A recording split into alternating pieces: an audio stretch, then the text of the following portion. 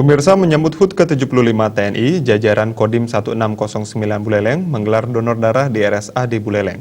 Kali ini kegiatan difokuskan pada donor plasma konvalesen yang nantinya didonorkan kepada pasien terkonfirmasi COVID-19 dengan gejala berat dan kritis.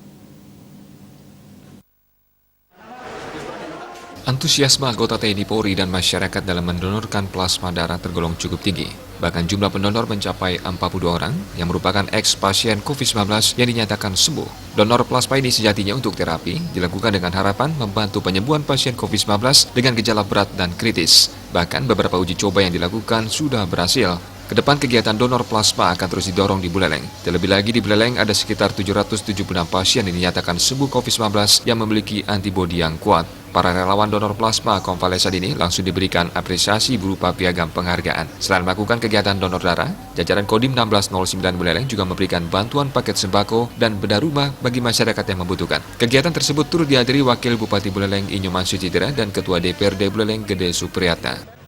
Ini saat ini merupakan salah satu cara yang paling efektif untuk menolong rekan-rekan kita yang memang dalam kondisi terserang virus corona dalam kondisi yang kritis dan agak berat. Jadi sudah terbukti efektif di RSPAD, kemudian di Sanglah maupun di RSPDUN seperti itu.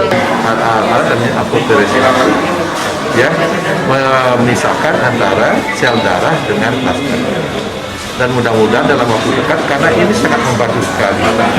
Beberapa uji coba yang dilakukan di Jakarta, khususnya di RSPAD dan di Rumah Sakit Darurat Wisma Atlet itu, beberapa pasien yang gejala berat dan yang kritis terbantu.